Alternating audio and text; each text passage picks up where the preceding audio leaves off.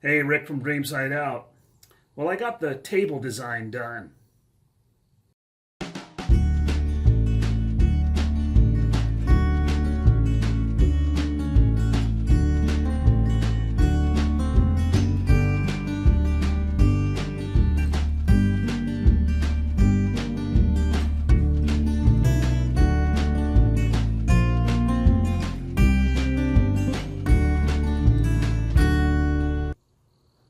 All right, behind me is the table. You see, that's what I came up with. It's up against the wall right now.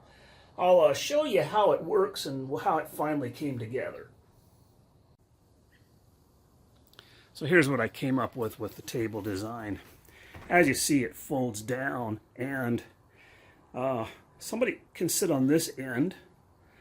There's plenty of room for my lounge chair, and my feet go clear underneath without any table legs or anything in the way, right? That was the whole point of having it cantilever out like this. I didn't want any table legs under it, and I wanted plenty of surface on top. You know, I can sit here in this chair now, my lounge chair. You know, and this is the view I got with my table right in front of me, right? And I can put my laptop right here, lean back, watch a movie, look out, do some stuff right here if I want on the table. And I can sit on this end too, because with this end, the table tilts. It tilts up. See, so it's a drawing table. I'm going to come up with there's a method I have in mind for securing it right there, so it'll be secured at this angle, and then I can raise it to an upper angle too. This folds in, and when I get that all completed, I'll show you how it actually works. But now it does everything I want it to do, and when this is in the down position, of course, it folds all the way up here. That folds down. There's going to be some clasps right here to hold it into place so it doesn't fall down. That's pretty much it. Now that I have that located there, I can figure out the sizes of the lids that are going to go on top here and over here, and that's going to be the next part of my project. So when I get the lids on there, I'm going to put I believe a small little closet area made out of cedar to hang my shirts and stuff in right here. And then I'm going to put a shallow cabinet along there that's up above just for some food items, and then a mirror with a place that I can do my grooming stuff. And by that time, when I get that stuff done, it's going to be just about ready for some kind of maiden voyage.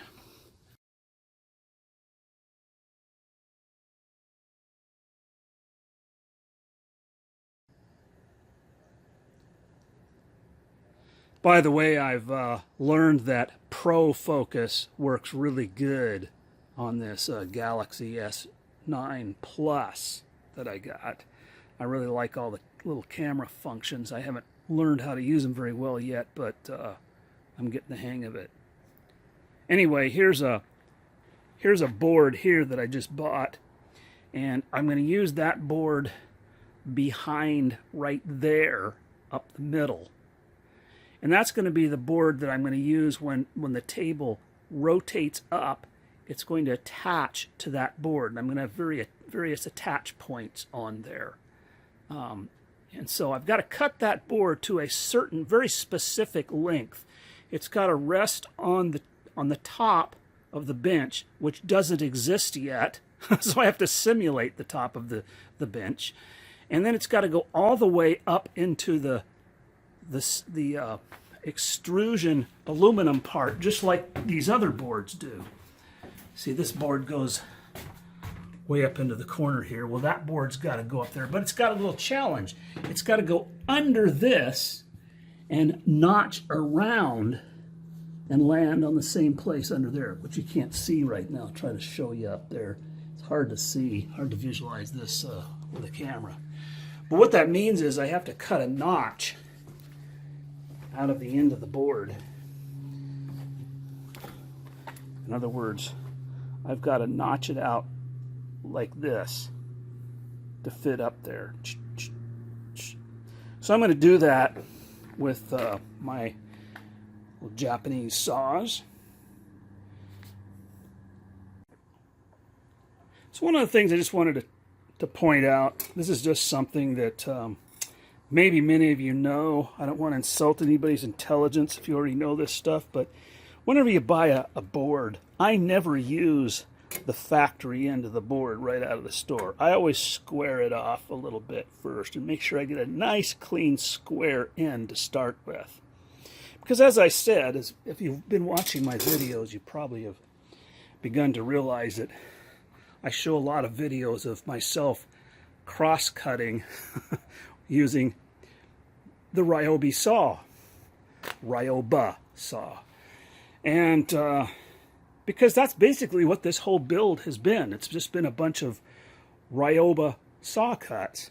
And I've planned it out strategically so that I can just make nice square cuts by hand and systematically put the whole thing together.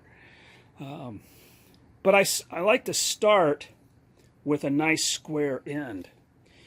And, you know, this is kind of a meditative thing. I mean, stop and think before you cut a piece. Don't hurry into it. Go slow. That's my approach. Measure it a bunch of times. Make sure you got it right. Don't just fly into something. Let the brain override the passion of the heart. That's what I try to do in times like this, because I really want to move forward, but I want to do a decent job, so I want to take my time with even one single cut.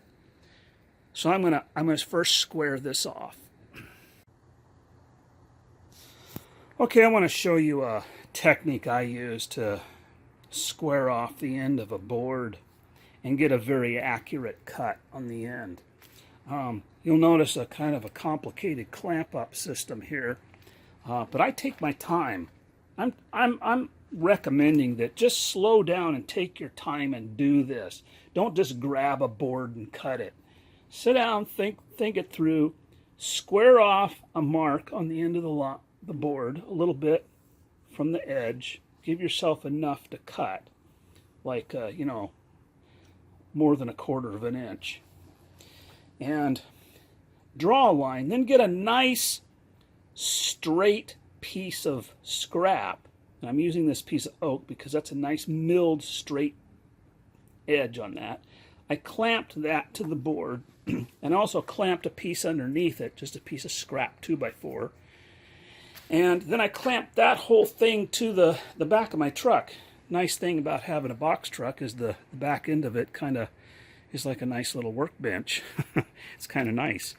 In fact, I'm kind of thinking about converting the back of it into a workbench, because it, you know, it could have a clamp on the back and all kinds of stuff. It'd be cool. But anyway, clamp up this arrangement, get it nice and straight so you just barely see the line there, and then you're ready to cut. Make sure you're clamped down nice and tight. Now I'm going to show you that these clamps, I have a few clamps that I bought. I have a couple of saws. I have a square. Actually, I have a couple of squares. I showed you my great-grandfather's square. And a ruler. And a pencil. And let me tell you, that's primarily right what you're seeing right there, you guys. That's the tools that I've used to do all of this so far, with the exception of my screw gun, my battery-powered Ryobi screw gun. Everybody can get one of those from Home Depot, right? And those save you a little time. You can drill and screw things together, but for the most part, this is all I've been using. And because I've been planning all of my cuts with straight cut material and planning everything that I build to be pre-milled material that I've used to design the pieces with, and then I just You know, when I get it figured out, I just set up and do some nice cuts. And let me tell you, I would rather do one good cut per day and go to bed at night knowing that I've done that than to do 5 or 6 crappy cuts. I tell you, you'll sleep better. Believe me, your life will be better. Everything will be better. You'll get more dates. Your health will be better. Your mental state will be much better. Everything will be better if you take the time to do one good cut. Okay, so to do this cut over here, I'm going to use a different saw than I've been using in most of my videos. I'm going to use this one. This is called a dozuki. This is a Japanese dozuki. This is a Ryoba. The Ryoba saw, as I've shown you before, has 2 cutting edges. One is a cross-cut edge right there, or actually that's the ripping edge. The big teeth is for ripping. The small teeth is for cross-cutting. Ripping is when you cut with the grain. Cross-cutting is when you cut across the grain. So that has two saw blades to it, and that's for general overall use, and I've used that quite a bit on this build so far. For very precise cuts and for doing joinery, mortise and tenons, and very precise cutting, this is the saw you want to use. Now this saw, as you notice, has one side to it, but it's very thin blades, and they are razor sharp, and it's super thin, and it's got this rigid spine on it that holds the blade absolutely straight. It doesn't flex. This one flexes a little bit. You can actually turn it. You can cut a curve with that thing.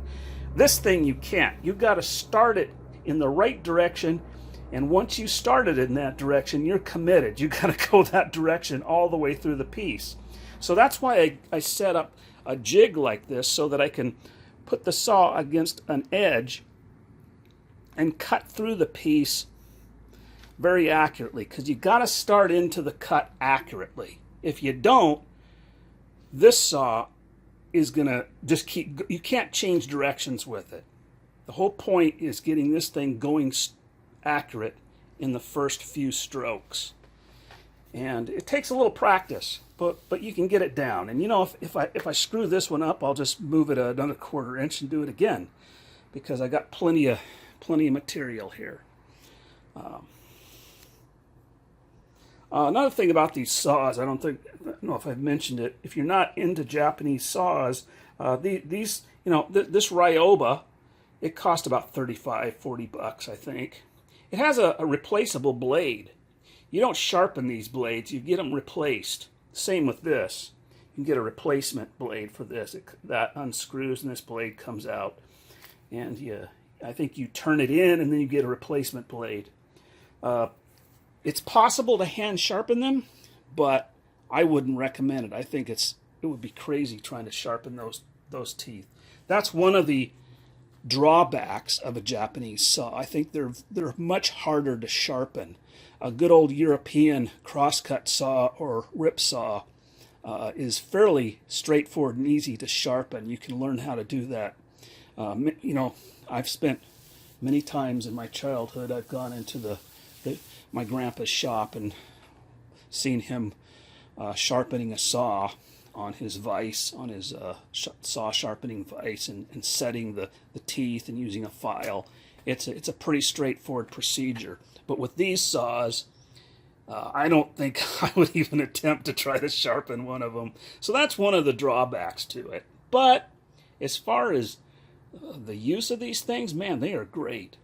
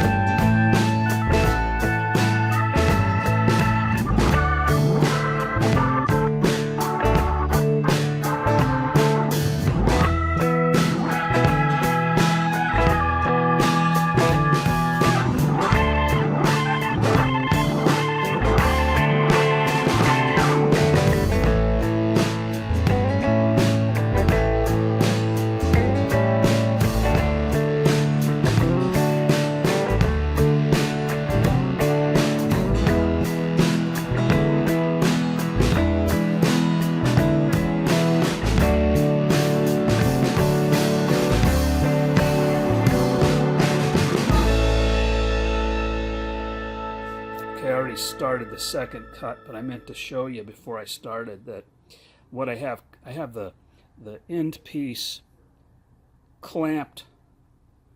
Well, I have it clamped onto a 2x4 that's clamped down, and the board is resting on a 2x4 underneath it. That's so it doesn't just fall off on the ground and pull a chip off the board. It'll just kind of stay there, and I can saw right through it and make the cut go clear through without pulling any chip out on the other side.